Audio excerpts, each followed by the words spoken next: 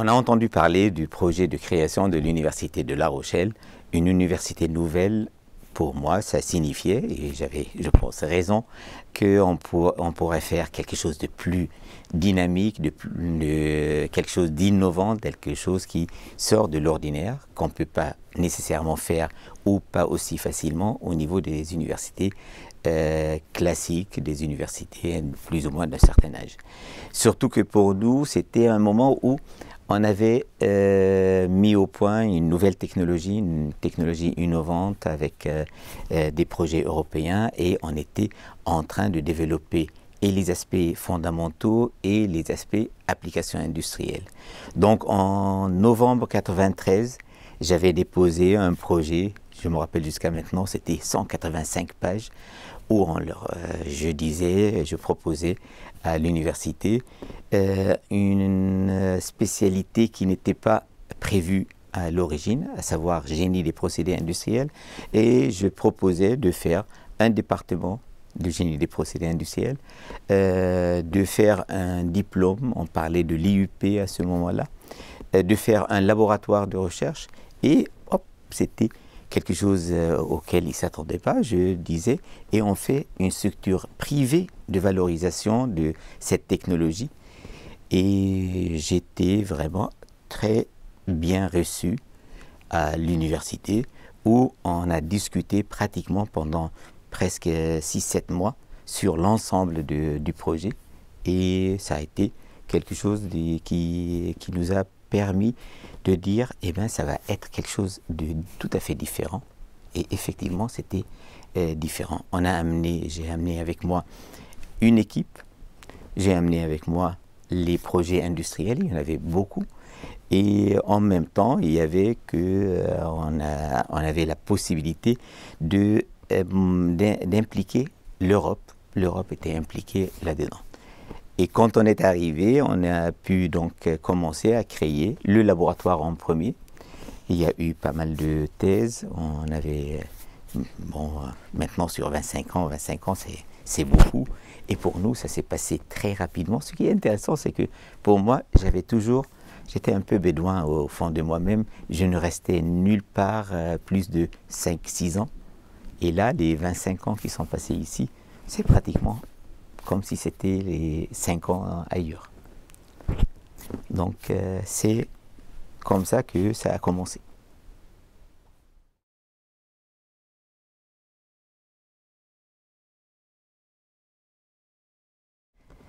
Je pense que je suis énormément chanceux. En arrivant à La Rochelle, et avec toutes les idées que nous avions mis au point, j'ai par la suite, mais directement pratiquement, fait la connaissance du maire de La Rochelle, Michel Crépeau, qui, en visitant une fois l'université, s'était perdu, il s'était trouvé dans mon bureau. Et quand il avait vu les produits que nous faisions, il était plus qu'intéressé. Il nous a énormément encouragés, mais encouragés, ce n'est pas avec des mots, en nous envoyant immédiatement le responsable du bureau économique, à savoir feu Joseph Mallet, qui était directement d'une activité énorme pour qu'on puisse passer à l'étape industrielle. Parce qu'il ne faut pas nier qu'au niveau de l'université, j'ai eu beaucoup d'encouragement de la part de l'université. On a créé donc le laboratoire, il y avait beaucoup de recherches fondamentales et appliquées.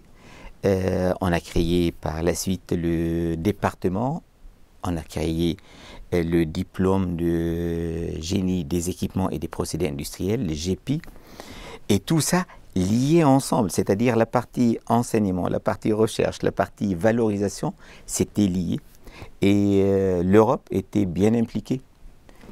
Et en même temps, avec tout ça, on a eu une chance terrible, c'est que en même moment où on commençait à se dire comment faire, il y a le ministère, à savoir le ministre Claude Allègre, qui avait dit, mais vraiment au moment où on était en train de dire est-ce qu'on travaille avec une structure privée ou non, est-ce que l'université est capable de créer une structure privée pour la technologie de détente instantanée contrôlée, la DIC, on trouve un vendredi soir une déclaration du ministre, comme si c'était vraiment coordonné, qui dit il faut que les chercheurs soient impliqués dans la valorisation.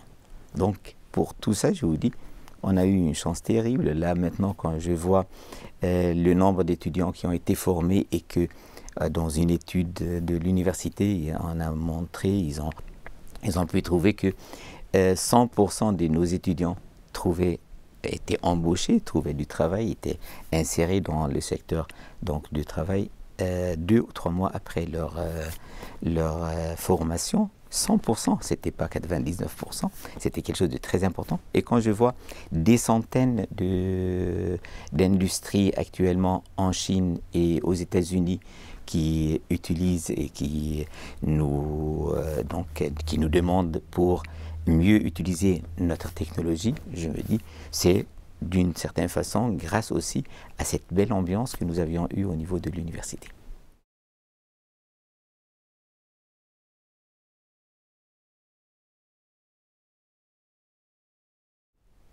Là, c'est très intéressant parce que quelquefois, on a une approche un tout petit peu linéaire, c'est-à-dire il faudrait peut-être que la personne passe de sa formation, de la formation à la recherche, de la recherche à l'application. Nous, ça a été toujours quelque chose où tout était impliqué et tout était, comment dirais-je, disons, création systématique, création mutuelle. Donc l'enseignement, on le changeait en fonction de la recherche. La recherche, on l'effectuait en fonction des besoins industriels. Les besoins industriels, on leur faisait des applications. Donc à partir de là, il y avait tous ces aspects à développer. Donc il y a beaucoup de gens qui se sont dit, mais pourquoi vous êtes intéressés, pourquoi vous vous intéressez à vous mettre au CNRS, où il y a l'aspect fondamental. Mais ce sont ces aspects fondamentaux qui étaient pour nous quelque chose de très intéressant, parce qu'en même temps qu'il y a cet aspect fondamental, il y avait les applications. Plus on allait vers la connaissance fondamentale des phénomènes, et plus on allait vers l'application industrielle bien visée et bien définie. Donc on a pu définir des nouveaux procédés en ce qui concerne, par exemple, le séchage, mais aussi en ce qui concerne l'extraction. Le séchage, ce n'est que l'extraction de l'eau. Donc, mais d'une certaine façon, quand on parlait des huiles essentielles, c'était essentiel pour nous. Et quand on parlait de la décontamination et venir définir une décontamination très pertinente, microbiologique, c'était quelque chose d'extrêmement intéressant parce que vous imaginez, en 25 ans, actuellement, presque partout dans le monde, on veut que tous les procédés, surtout agro-industriels, soient des procédés avec la possibilité de bien préserver l'aspect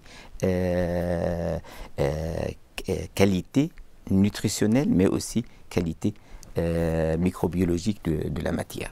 Donc avec tout ça, on se dit, pourquoi entrer au CNRS? Parce que justement, entrer au CNRS, se mettre avec d'autres collègues où des aspects fondamentaux sont collés. Les uns travaillent sur génie civil, génie des bâtiments, et nous autres, on travaille sur la partie alimentaire, la partie agro-industrielle. C'est pas seulement alimentaire, mais ça peut être aussi des applications autres, et d'autres qui travaillent sur d'autres aspects, tels que par exemple les aspects physiques et chimiques. Oh, c'était quelque chose de très intéressant. Et j'avoue que l'expérience, c'est pratiquement maintenant sur la dernière partie de notre présence ici. Je trouve que c'est quelque chose de très intéressant. C'était en même temps un couplage de l'ensemble de la formation, de la recherche et de l'application, de la valorisation industrielle.